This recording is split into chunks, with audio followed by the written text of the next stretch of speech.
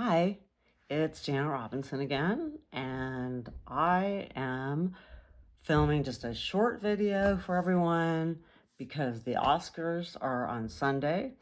Today is a Friday the 13th, so everyone should go out and watch Friday the 13th tonight. Part 1, Part 2, Part 3, Part 4, blah, blah, blah. But the Oscars are on Sunday the 15th, and then on Monday night, I'm going to do a live Zoom meeting for all my subscribers. And it's free to subscribe. And then you can get the link to the Zoom. And then I'll be on there. And I'm going to answer any questions you have about what I'm going to talk about right now. And any questions or comments or discussion that we want to have after we watch the Oscars. And I'll post this all on my channel, so if you didn't get it, you'll understand it now. So, what I decided to do, because I don't have clips to show because they're all really new movies, is to just go through, I just want to talk briefly about each of the main films that are nominated for Best Picture, and then talk about the Best Actor category and the Best Actress category, and then a couple movies that I thought stood out that really weren't picked up by the Academy as much. The way that I decided to do this to make it sort of fast and easy and not long and drawn out is for each film I'm going to go through, I'm going to say one statement that after watching the film and thinking about it on my own, that I'm coming up with a statement about something about the meaning of the film. And then there'll be one question to all of you who want to respond or have something to say about the film. And I'm hoping that we can get some discourse going on. And then for the Monday night live Zoom, I'm hoping that my subscribers, it's free to subscribe, can come online and meet me in person, well, in person virtually, and we can see each other and talk about movies. So let's get started. Each film that I'm going to talk about, I'm just going to say one statement about the film and then one question, and then we're going to move on. So it's going to be really quick, and hopefully you'll get a lot of information from it, and we will have a lot to discuss. Okay, so the first thing that I want to talk about before I go into talking about the films that were nominated is that, you know, if you've never taken a film class or you've never read about film or how to talk about film, when you use the word film in academia, it's considered a text, like a film text, just like a literature text. And so when I say that I'm reading the film text as, you know, as if it was literature or whatever, but obviously with different aspects. So I think that one of the things that you always have to think about when you're watching a film is you have to transcend being stuck in your high school English class with plot, theme, and character.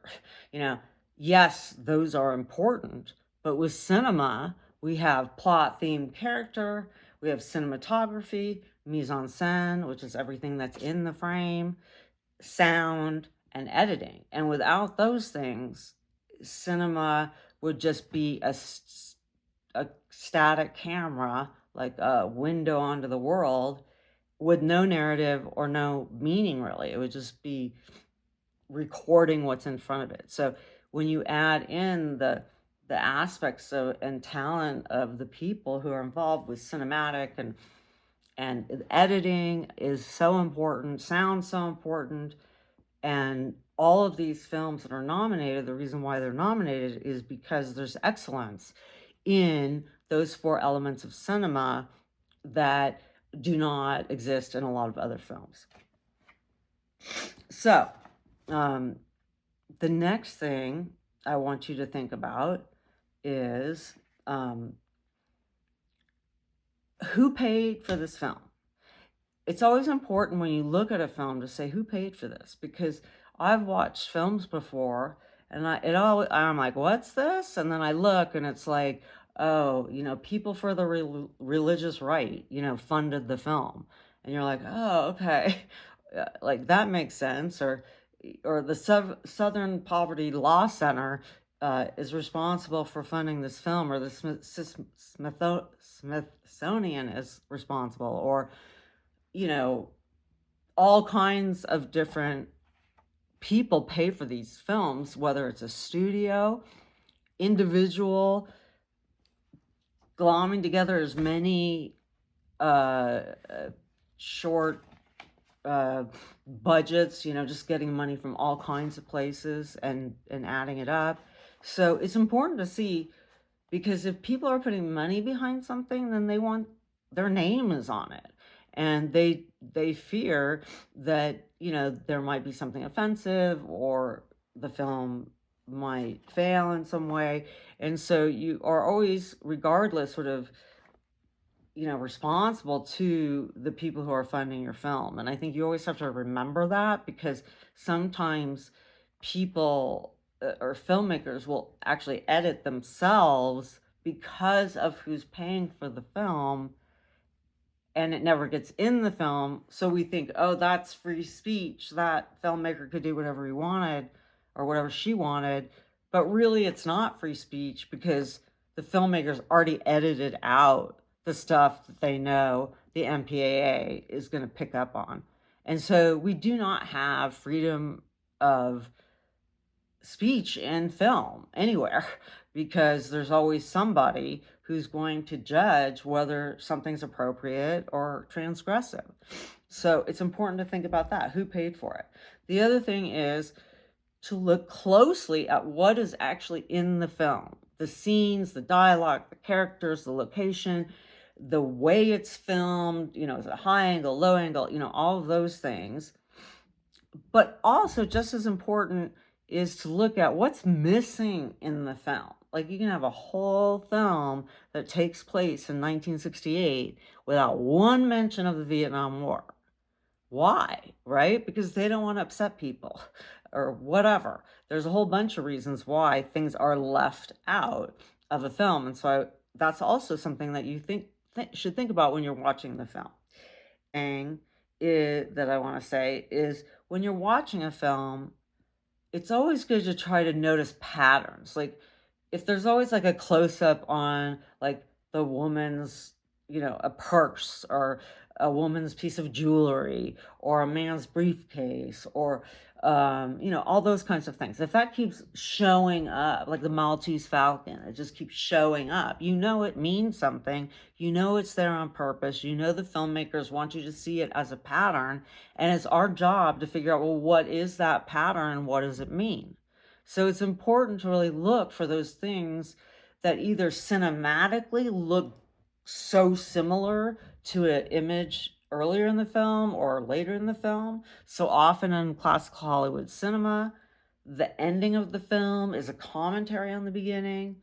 So for example, you would have like, the adult male baseball player like looking off into the distance, and all of a sudden it's like you go to flashback and it's him as a kid, and then the whole story is him growing up and he becomes a man and gets married, and then the last shot of the film is his son playing baseball in the exact same position he was playing baseball. And that's just how cinema works. And there's something really satisfying about having that loop tie up. But with films that aren't totally entrenched into the Hollywood apparatus, the ending doesn't always comment on the beginning, but that is something to look for. The next one's One Battle After Another by Paul Thomas Anderson. And I have to say, this is one of my favorite ones. Paul Thomas Anderson is probably one of the best filmmakers of the 21st century. And I just want to say that,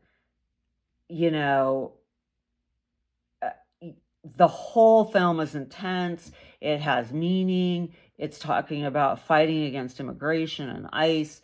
And it makes you consider, like, if you are fighting against a governmental agency like ICE, who's the bad guy? And that's what's going on right now. Are you the bad guy because you're terrorizing the government to stop terrorizing the people? Or are ICE the good guys because they're getting rid of the bad people?